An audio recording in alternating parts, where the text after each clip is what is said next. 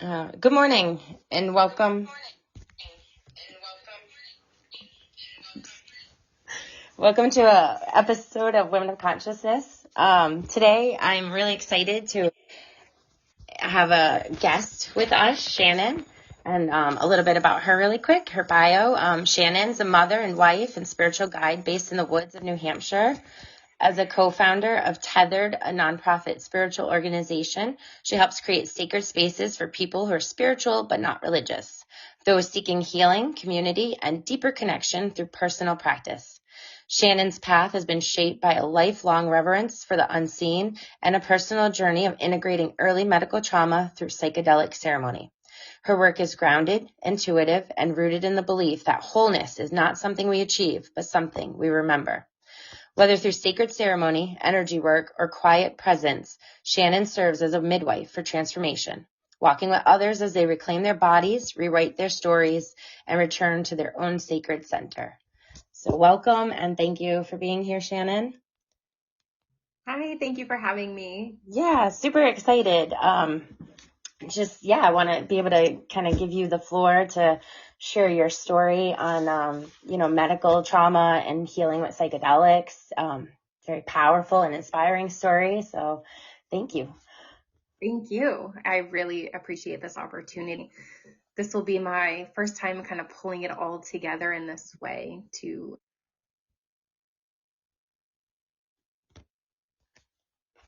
So it froze. Having some technical difficulties this morning, everybody. Weather. I think we are trying.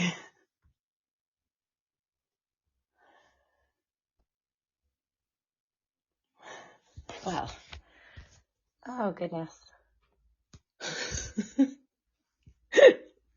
This is. Oh, it's hey there. Yep, I'm here. All right. I don't know what is going on. I know this is horrible. Like the weather, the whatever. Okay. Do you want to just keep going or try again? Yeah, I am happy to keep going. Okay. I'm whatever you want to do, whatever is easier, honestly. Right. Well, hopefully the audience will kind of bear with us through the ups and downs of technology as we just navigate it, right? Because that's all that we can do. Yeah, exactly. But yeah, no, please continue. Like where you were cut out. No worries. So, yeah, this will be my first time kind of sharing in this context. So I'm excited to. I had, when I was born, I had a lot of medical trauma, and it was in the early 80s. And so I feel like today's kids are raised very differently in some aspects. Definitely. And so it was just kind of something that I had experienced, and I had a lot of surgeries initially when I was first born. I spent almost the first year of my life in the hospital. And then when I was 3, I had open heart surgery. Wow. So this is kind of the context that it was told to me. And then growing up, I personally didn't think about it. I'm just being a kid, Right. living my life. I did not like being told to be careful, be gentle with your body. Like all those things made me feel like there was something wrong with me. And so I kind of fought against that a lot. Yeah. And when I was a kid, well, realistically, my whole life, there was this barrier between my mom and I did not understand what that was. And I was a pretty rebellious teenager. I definitely would have been misdiagnosed with ADHD then, but I feel like I was difficult, but not so much that I would kind of be pulled aside and evaluated and all of that. Right, not like red flags. Yeah, no, just like ultra talkative. Yeah. And so I kind of always had this feeling, like I said, something was wrong with me, but I never understood that the things that I experienced when I was little. how deeply they affected me as a person, Right. and the rippling effects that they would have on my personality, coping mechanisms, all of that. Absolutely. Yeah. So, yeah, I really didn't understand until probably I started having like romantic relationships, and I Mm-hmm. would see things in that space that basically anything that would, there was like a barrier to prevent me from connecting past a certain place Mm-hmm. of myself. Didn't understand what this is. Sorry, my dog. Oh, I think the I think the only place relationships that I don't struggle with is my kids. right. Um, and so when I was 39, I had my first psychedelic experience. I sat with mushrooms, and it was powerful and transformative like they are. Mm-hmm. And I still I still didn't quite make the connection about my body until about a year after mushrooms. I started reading Stan Grof's The Way of the Psychonaut Oh, okay.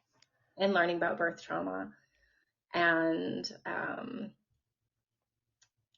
just how those experiences truly shape us. Absolutely. So then, I had sat with ayahuasca a few times, and eventually met a woman who went through the MAPS program, and was open to facilitating an MDMA experience for me. And the goal for that experience was I really truly wanted to get to the root of my stuff. Mm. Like, what is that? Right. So my first MDMA experience was literally, this medicine's really interesting because it's so different than the traditional psychedelics. Right. I felt like, I'm like, I want to go to the root. And it literally is like, sure, we'll bring you right there. So after I consume, I felt like the medicine kind of took me out. I was kind of curled in the fetal position. And that's all I personally remember. I don't remember speaking during my experience at all. And so I have the journal of that my facilitator kept for me, and she recorded everything that I was saying. Oh, nice. Yeah, which, like, really, yes, because otherwise I would have essentially zero memory of this experience. Right. Absolutely. It's hard to capture all of it. Yeah, which makes so much sense too, because so much of that time it was pre-verbal. Mm-hmm. So I don't really have the memory for that, but my Right. body has the memory, right? Absolutely. So a lot of what I was saying was in utero, and I just kept telling my facilitator, like, I am not ready to leave my mom. Mm. Yeah. Like, I'm not ready to leave her. And I think, like, being a spiritual person, I feel like when I read that stuff, that I feel like my soul knew what was coming. Right. Like, I'm not ready yet. you know? Yep. And um and then when I was born, like in my actual birth, um I had a medical condition that connects the esophagus to the windpipe. So the first time my mom nursed me, um all the breast milk went into my lung, and my lung collapsed. Oh, gosh. So they took me from her and brought me to Children's Hospital, and they had to drain the lung. I got a feeding tube in my belly. Um, and they didn't fix that right away then. That came a little bit later, but I was separated from my mom for 3 days. They didn't discharge her from the hospital where she delivered me for 3 days. Mm. And so there was a lot of grief in my MDMA experience around all of that, obviously. Yeah, absolutely. Yeah. And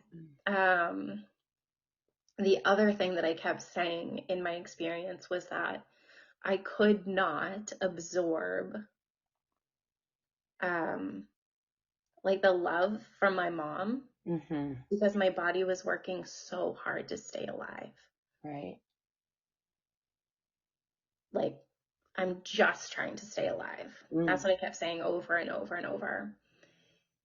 And I was like, when I was 3 years old, I was 19 pounds, Wow. which is really tiny. Yeah. For a 3-year-old. And I had open heart surgery. And so I felt like my MDMA experience allowed me to go back to the beginning I felt as if the lens from my trauma was skewed in the way I looked at all of life. And MDMA kind of let me come in and just like take it back into balance, or to adjust the view so I could see things properly. And it was extremely powerful. After my experience, 2 days later, I had this deep, deep desire to go see my mom. And we had a strained relationship my whole life. And I go to her and I'm weeping. And I just kept trying to say, like, everyone's okay. I was afraid she would think somebody had died. Right. So upset. And so I'm like, I just need you to hold me. And mind you, I'm 43 years old, 3 children, I'm married. Like, I don't often go to my mom crying, asking to be held. And luckily, I have such a great mom that she just held me. She didn't ask me any questions initially. She just held me and let me cry, and I could hear her heartbeat, and it was very soothing. And eventually she said, "Did you have a ceremony?" I'm like, "Yes." And then when I kind of calmed down, I was able to let my mom know from my perspective what my experience was like. Because the MDMA had showed me, and it showed me that my mom deeply loved me and was caring for me, but I couldn't absorb that. And I think because of that, it created some form of barrier. And I also think that because I didn't understand all the medical stuff, obviously I was a baby, but feeling like this person who's supposed to be the safest place in the world to me is handing me over to people who are causing pain and discomfort in my body. And so obviously, like with the MDMA, it really allowed me to kind of go in there and let my body know that like it was the only way I was going to survive. Yeah. Like my mom loved me enough to hand me over. Right. She was always there with me, loving me, but I just couldn't absorb it. Right. And it felt like that day that I saw my mom after ceremony, that was the first time I actually met her. Yeah. It was wild. And that feeling of a wall between us, or some kind of block between us, I've not felt since. Oh, that's beautiful. Yeah. I can receive that love from her, and I can let her hug me and it's not weird or whatnot. Nice. And then there are obviously, after that MDMA, it took me about 6 weeks to feel like myself. And what was happening was I didn't know what parts of the person I thought that I was real. And I didn't know how much of my personality was a trauma response.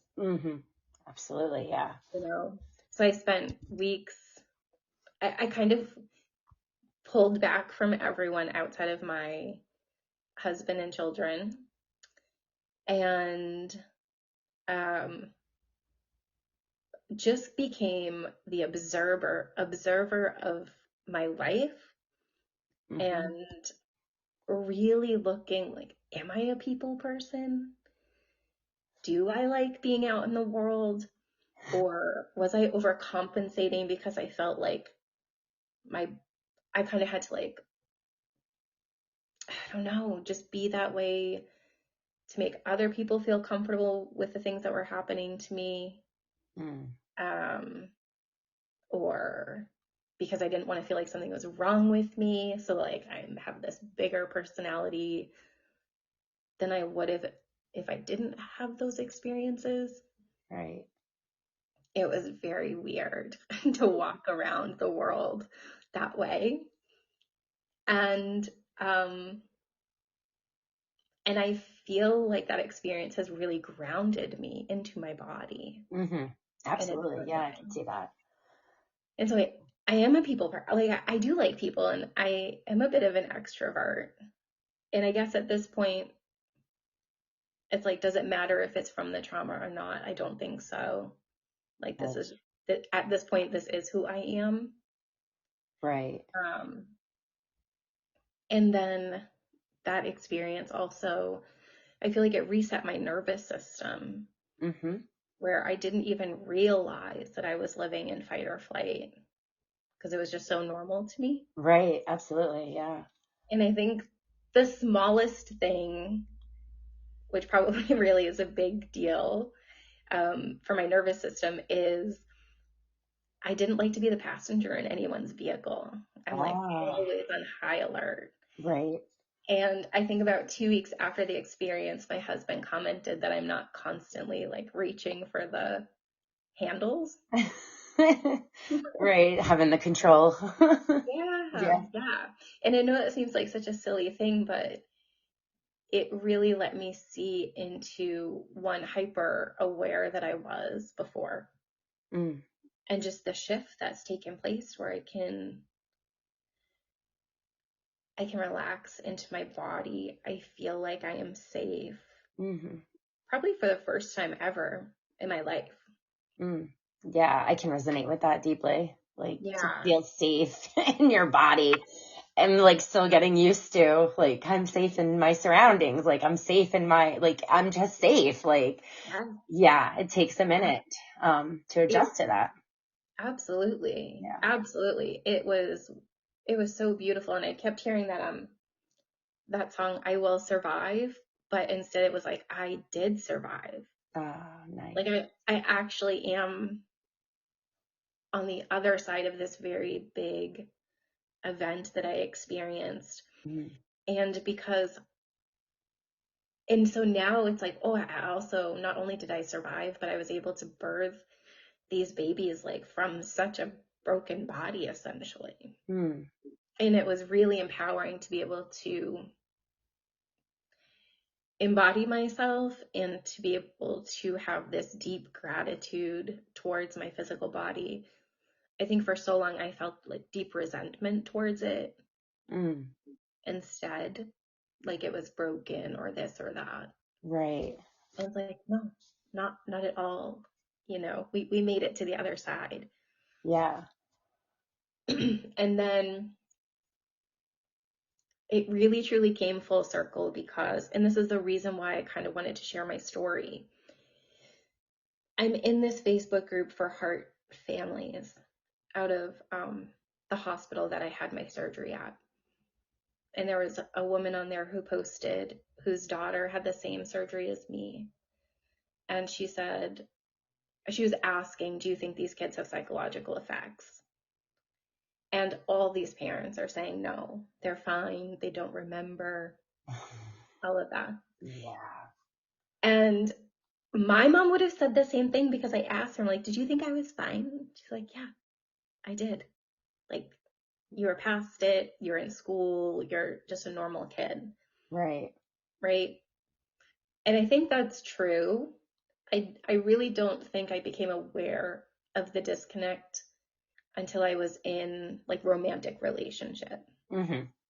Then it was like really obvious that there was some kind of something Yeah. preventing me from getting to certain places.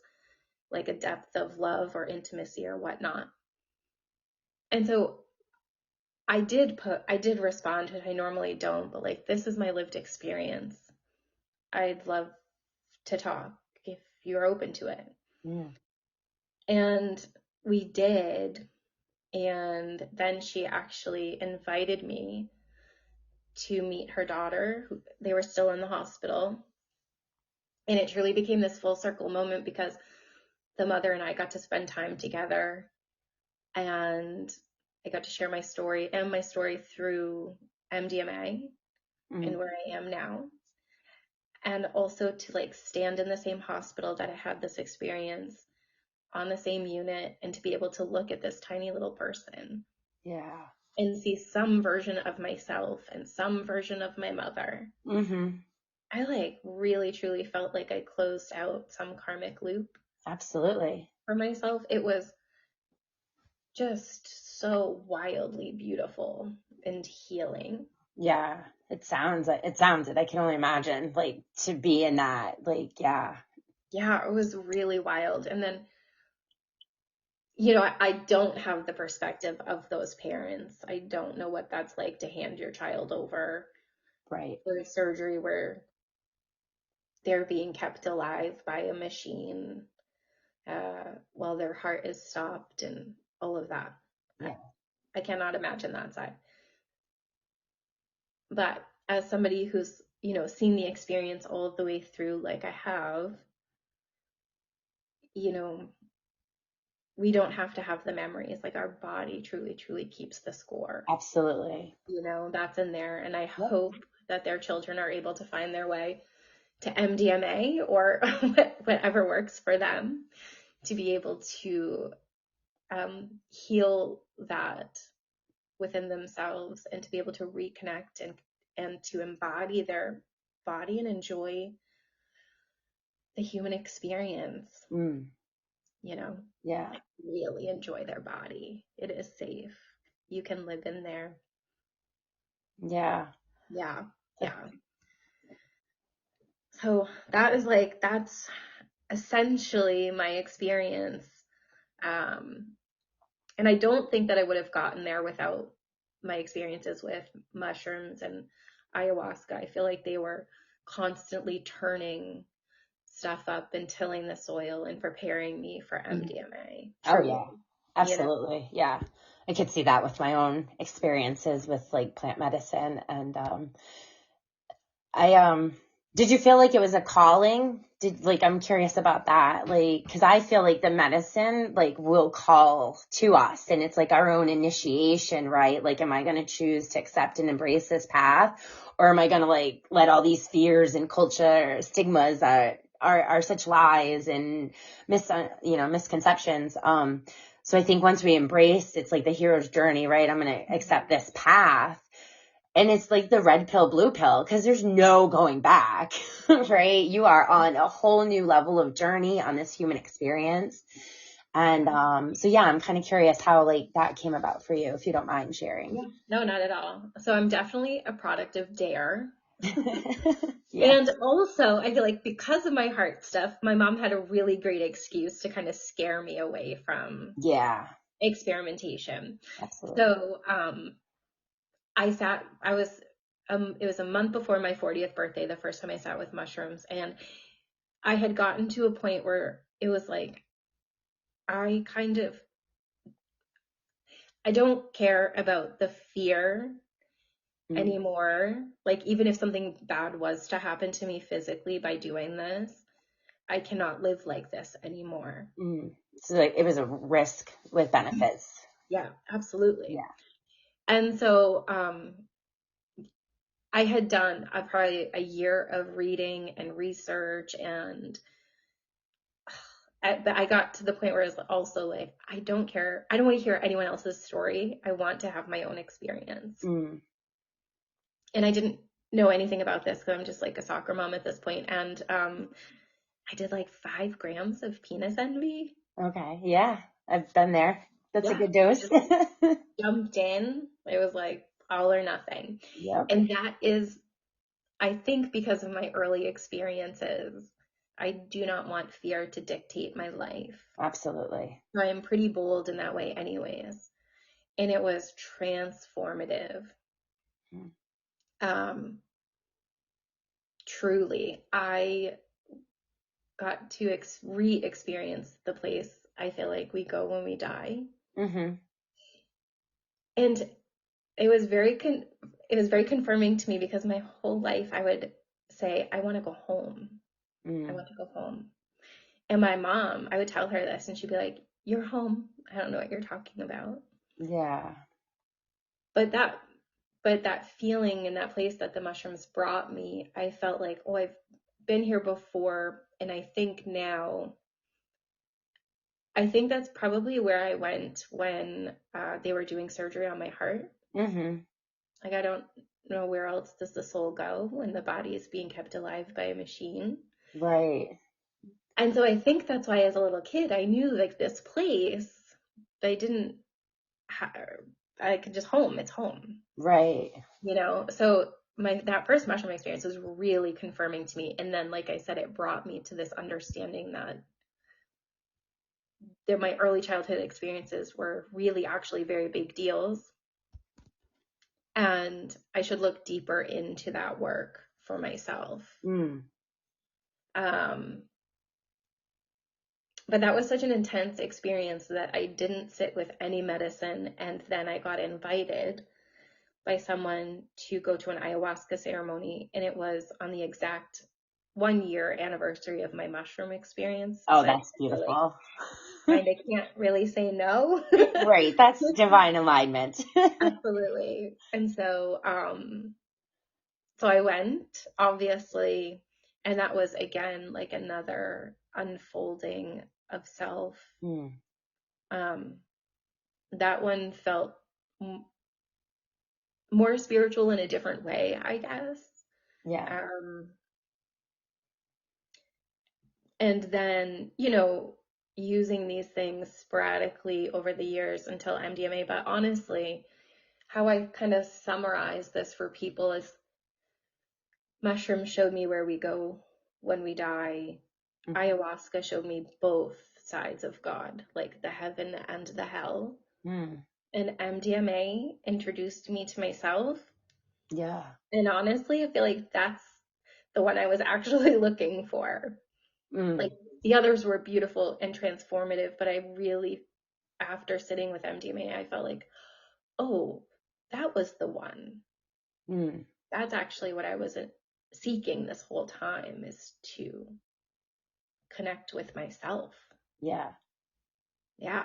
I feel like from my personal experiences, yeah, the plant medicine, right, they have their own beautiful like themes and places they'll take you. And then I think with the more human, like the MDMA and stuff like that, it's for me at least, I've recognized it instantly resolves and removes like the ego and the illusion of ego. So it's like all of the human aspect is right there at the surface, so open.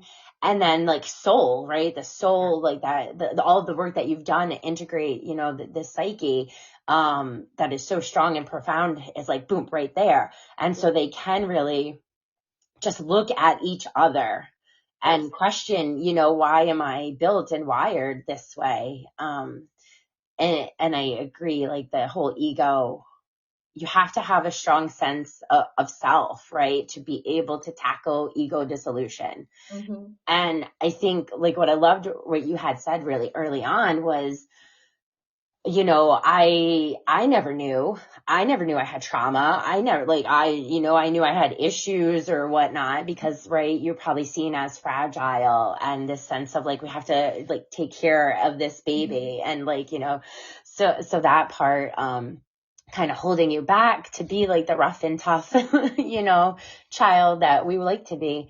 But I think most of the people in the collective right now, because we were never really taught about trauma, we were never taught psychological like aspects of self unless you were in therapy specifically, right? Mm-hmm. And now like our culture has changed that like the younger kids, they know about triggers and they know like all of these things that we didn't. But I think we're still at a place of misconception and not quite understanding the depth of trauma and how it is there from the womb space through the birth canal. I mean, we've done multiple episodes on this kind of topic. I had a child who was born with the umbilical cord around his neck. Mm-hmm. And so like I've had to go through my own journey of recognizing, like, I think the same thing with him, like he didn't want to leave me, right? Mm-hmm. And because he was late, like had to be induced even. And so like as a mom, like I can relate to that part of, you know, your journey and understanding the connection and then the separation and the fear. And it really does leave residual like echoes. Yes. And then we just kind of grow and evolve and don't look back because we tend to block things out with the mind. Mm-hmm. But you're absolutely right that it's gonna come in all of your relationships. Yeah. And if you're not looking and aware, you know, if you just have those tunnel vision glasses on, you're not gonna see it. And then you're just like, ooh, why do I have like, you know, these horrible relationships and all of these like drama, right? We end up with stress and drama from all these people that are then like, you know, feeding off of our energy. And so I think like that was really beautiful. The fact that you notice like right away, like there is like my body was disconnected, like fractured, fragmented from psyche, from ego, energy of connection, right? Because the minute a baby's born and they come to the breast of the mother and they have the heartbeat, skin to skin connection. Mm-hmm. I mean, it's sad that even culturally, we never really embraced that importance or understanding of that until more recent decades. Yeah. But it's so profound, the attachment. Yes. And I feel like these are the things that we need to be educated on. These are the things that need to be taught in our day-to-day awareness of how unbelievably like controlling of the subconscious it turns out to make our path. Yeah, absolutely. Absolutely. And it is, you know, now that I look back after all these experiences, it's like, well, of course, right? I just feel so stupid sometimes. Like, I'm smarter than this. How did I not know? Right. I have those You're moments. just living life, you know? But it's true. It's like the framework for connection for me was just out of alignment enough from that experience that I didn't really have the direction to be able to connect deeper with other people.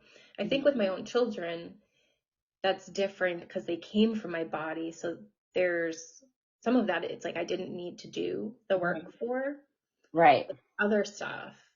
And it's wild how easy it has been with my husband and I on the other side of these ceremonies and MDMA to kind of, you can see the loops and it's like, ooh, at this time I know what to do. I know how to relax into my body. I know how to let myself like receive this like love and nurturing from someone. Right. And that has been beautiful to witness too, that now that I've gone to that place, it's like it's just innate in our human nature to have that connection. We don't really have to work for it, or Right. I don't have to, or we as in my husband and I. It just kind of follows naturally. Yeah. In that space. And it's just so beautiful. And I want specifically in that from that Facebook group, I would love these other parents to know. Yeah. You know, that like their kids might be appearing a particular way. And maybe when they're older in other relationships is where they might see things and hopefully not. Right. You know, and maybe I think we need to really truly understand the overlap of what would they trauma behaviors that overlap with other things like ADHD or other stuff. Yeah. Yeah. Imagine even like PTSD that was undiagnosed and not seen. Yeah. Right. Exactly. Yeah. Right. Yeah. And so, I don't know, one, there's deeper work sort of for all of us, but two, like there is a path to that reconnection Mm-hmm. to like truly embody yourself. And the other thing I wanted to say about MDMA is, ever since I was little, like the first thing I ever wanted to be was a nun. And I think so I've always kind of walked this deeply spiritual path, and I love the mystical parts of this experience we're all having. Mm-hmm. But MDMA has actually brought me to this place where I really, really want to steep in my human experience. Mm. I'm not trying to escape it anymore Mm-hmm. now that my body is safe and I can be in here. Yeah. It's more like just feeling, what a gift Right. that Yeah. we get to be here and I get to have a human experience. This is wild and it's beautiful and it's messy. And I want to fully participate. Mm-hmm. Where I feel like before I was on this spiritual quest, and I actually think that was maybe my like drug of choice to avoid the actual work Mm. and to avoid this experience of being human, Yeah. you No, I know? can understand that. It's still like disconnecting, right? Disconnecting from the body, disconnecting from the mind, and like trying to tap in. Yeah, and I'm Yeah. I'm more than this, and yes, all of that, which I think is really powerful to like maybe bring that into your human experience, absolutely. But Right. I think personally, and also just trying to fix something that was wrong with me Mm. without realizing like this is also just part of my human experience. Right. Yeah, I Yeah, remember having that early on of like I have to fix myself mentality when you yeah, kind yeah. of catch, awareness of where you are in life and Mhm. and you just want to heal and so but then it was like there's nothing wrong with me. I don't need to fix anything. I just have to heal. And just switching the vocabulary from fix to heal was Mhm. enough to like transcend the path and then it just co-creates with you. It brings you the opportunities, and every day, like you said, like is a chance to heal, right? When you catch the loops and the patterns and recognizing like where your actions and your thoughts and those behaviors were really like the trauma responses or the subconscious fears Mhm. that was trying to block, right, any kind of connection or intimacy for growth and safety. Absolutely. um, so it's fascinating. It's fascinating how we are wired. And I love psychology. Like that's Mhm. definitely, like, so for me, I'm all about like the structure of consciousness and like looking at all of it. And so what you talked about early on too, about like rewiring the nervous system, Yeah. I feel like that comes very early on the plant path journey. It just rewires. I know with ayahuasca, there was a summer where it was in my brain. Like I could see the snake going through my Mhm. brain channels, the two tunnels, and it was like rewiring and reprogramming the neuroplasticity of the brain. Yeah. So the medicine is so profound, like to be able to just surrender and trust and knowing like, things are being recalibrated for us. And then coming, I think like the integration, right? Where you learn from those experiences, that's so important. So then you can embody it. And it feels like navigating like this earthly plane with the spiritual plane, Mhm. all like from a center of oneness. Yes. It's, Yes. I'm yeah. bringing it all in. Yeah. That's why I tend to even stay away, for myself personally, stay away from the word healed Yeah. because I actually don't feel like that's what I needed. I think I needed to integrate my experiences Mm, into yeah. myself. It was more that, and maybe some of that is just not still resisting that there's anything like wrong and that, and something needs to be fixed for, Right. and I'm definitely open to that being it, but truly it has felt like my second MDMA session felt like I was really integrating Mm. my life's experience Mm-hmm. into myself, where I could go through and be like, this story actually isn't true. Let's get rid of it. It felt like an internal house cleaning Yeah. and inventory, and really able to be like, this I don't know what I've been telling myself, but some of these things really have to go unhelpful, not true. Right. We do. And We condition ourselves to have yeah, all these false beliefs yeah, and yeah, how we are supposed to navigate life or yes, and absolutely. it's so ridiculous. Once you start Mhm. tearing it away, like, yeah. Yeah, yeah, it's wild. It's wild. And it's wild that this isn't accessible to more people, Yeah. and I think that's another reason why I really kind of want to start sharing my experience. One, about just being able to integrate medical trauma, that we can be safe in our bodies and we can reside in there and be fully present to our human experience. Mm. But the other part of it too is I know that um, the people like leading this work, as far as first responders and soldiers with PTSD, but Mm. also, there are people, like just kind of like regular people who are out here that benefit so greatly Yeah, absolutely. with these plants, that I think the way that I can honor the medicine and is to be really honest about my experiences with them Hmm. to the world. Right. And hopefully, I can add to the collective that will hopefully change Hmm. the laws around these things. Mm. Yeah, Yeah. that's beautiful. No, I agree. I think that's kind of part of the message of the plant medicine, right? As it finds us, and it integrates within us. It's, yeah, allowing for a whole new path, in this remembering and this coming back Mhm. to where we used to be, of ceremony, right? Ceremony with nature and understanding there's gifts here. It's not things that are meant to harm us or, to fear at all. So I've been very vocal with, Yeah. myself in the retreat space and trying to help be there, because what I've witnessed Yep. for people, for like dozens and dozens now, over years of different people. It's so beautiful and it's so profound. So, just to connect to you and again, share the story and hear it and know like our voice, right? Our voice is so powerful and it gives our soul meaning and purpose to speak our truth. Yep.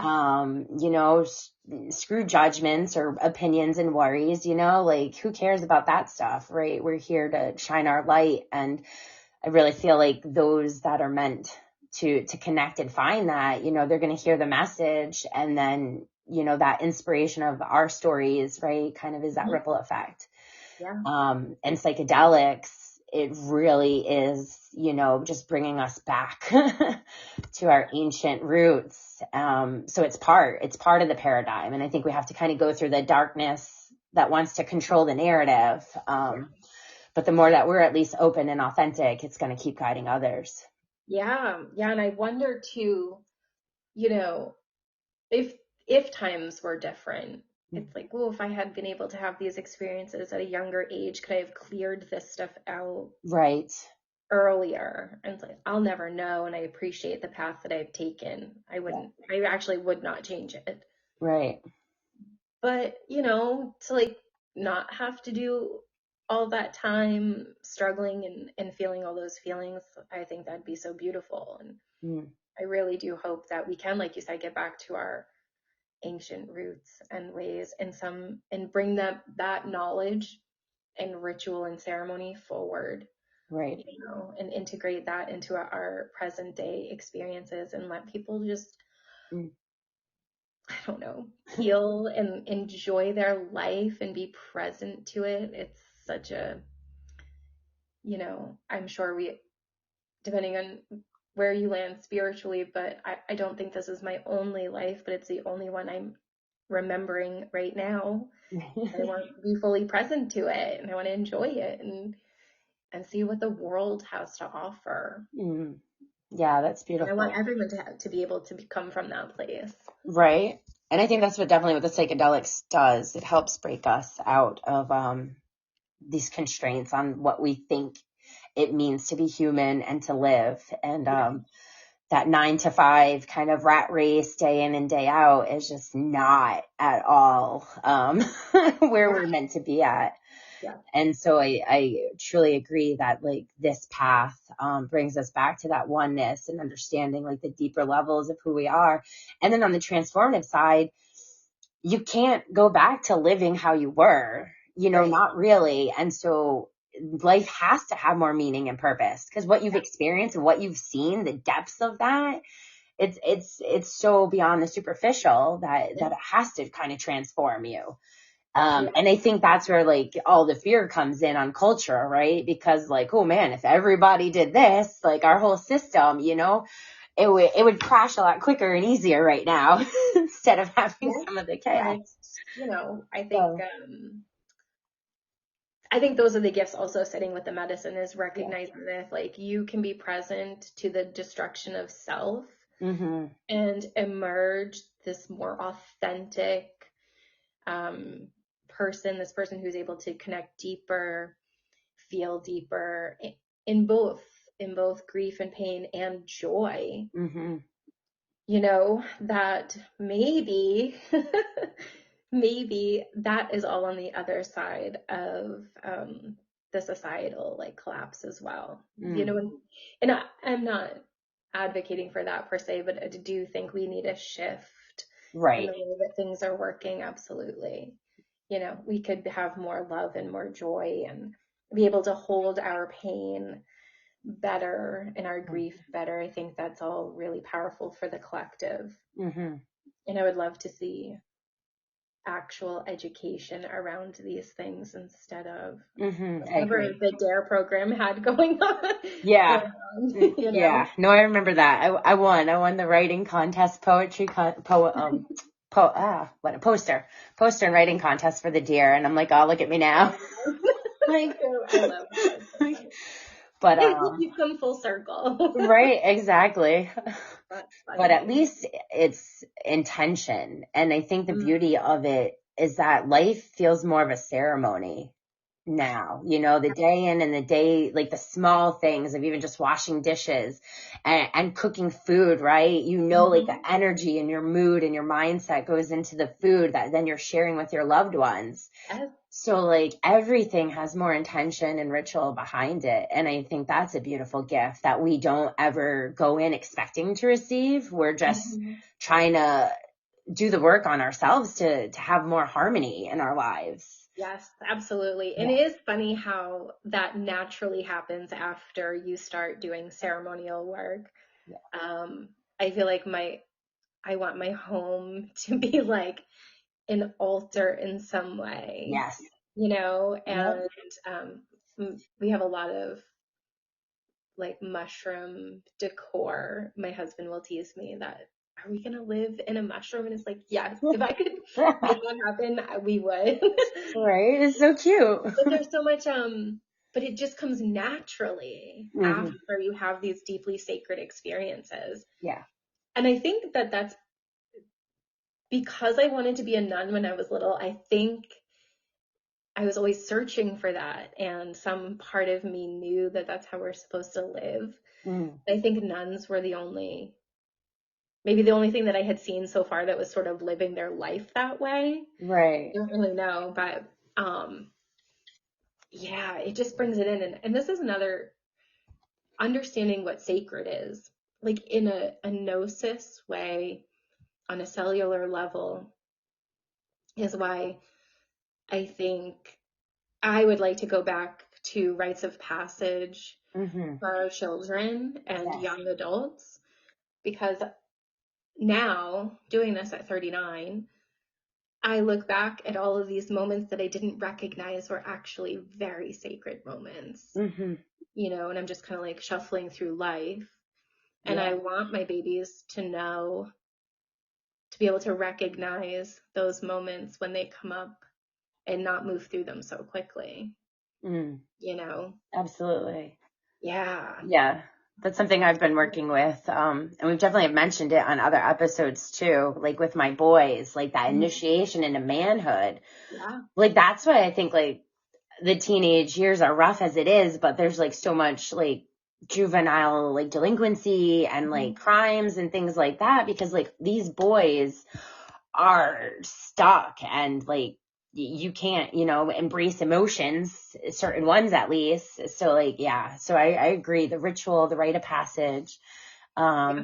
Yeah, that's so profound and needed to come back into like our daily awareness. Yeah, and to recognize our sovereignty and our power and Yeah. how important that stuff is. And Mm, yeah, yeah.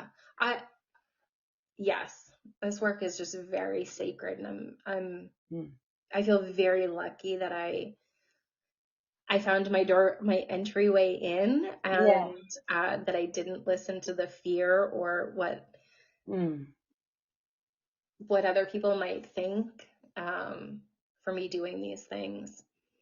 I'm so grateful. Like my marriage is better for it. My relationship with all of my children are better for it, mhm. you know? Yeah. So it's beautiful. Mm, And then there's space where you build community after. Like you get to this place where you're like, we need other people need to know about this, or other mhm. people need a place to talk about their experiences because they are also doing it in their own way, Mm. you know? Yeah. And I think that's even transcending friendships Hmm. and the way like, friendships are appearing now. Because we hold space for each other, right? Like, okay, you're triggered. This is a shadow. Like, oh, this is all coming up for us as a collective, as a group Hmm. to work through this. Yeah. And for the first time in my life, I feel so like safe and secure with the people in my life, knowing like this is my soul family. Like none of us are going anywhere, Yes. and we all see like the depths of each other. And I Hmm. don't think I would have ever found that in my life, with outside of this. I agree. Yeah, I agree with Mm, that too. yeah. Yes. Yeah, absolutely. Yes, one of my most my best friends, she was the only person at the time that was like brave enough to walk this path with me, Mm, and to kind of have her own experiences with these things that, like you said, we would hold space for each other during all of that. And you need somebody, because it's lonely work if you don't have somebody who can speak the language absolutely. of a psychedelic experience, you know? Yeah. Yeah. Yes. And I feel like people who aren't in that space, it's like they can only listen for so long, sort of just fine. So Yeah. it is that community is so important, and to have those friends who are Mm, walking with you. Yeah. yeah. I didn't know. I didn't know that life could be this beautiful on the other side of such deep transformative work. I agree. I agree. I'm right Yeah. there. I feel Yeah. it's very humbling, and like you said, like when you recognize the calling, Yeah. you're like, I'm so lucky. How did I get this lucky and blessed to be like chosen by the universe to like have this path experience? For sure. It feels like the lottery. It does. It does. And also, it feels like the greatest burden at times, like when Oh you're in yeah. the midst of the work, Oh yeah. right? Like, you're like, Definitely. what did I do? I How did I know. In my screw recent shroom retreat, like just holding space, right? I it? was just anchoring and holding for others. But it was like, wow, what am I doing? Like I'm in so much pain, holding and transmuting for their pain. I'm like, what, but that was just part of the journey of recognizing like, what else are you going to do with your life, Pam? Like, this is it. You can't even, you're not going to go work and, you're trying to deal with the school system, but even that's like not in alignment in some ways. So it's like, there's nothing out there for you. Like once you kind of get Oh, farther yeah, enough and dedicated. that is so true. Yes, we have,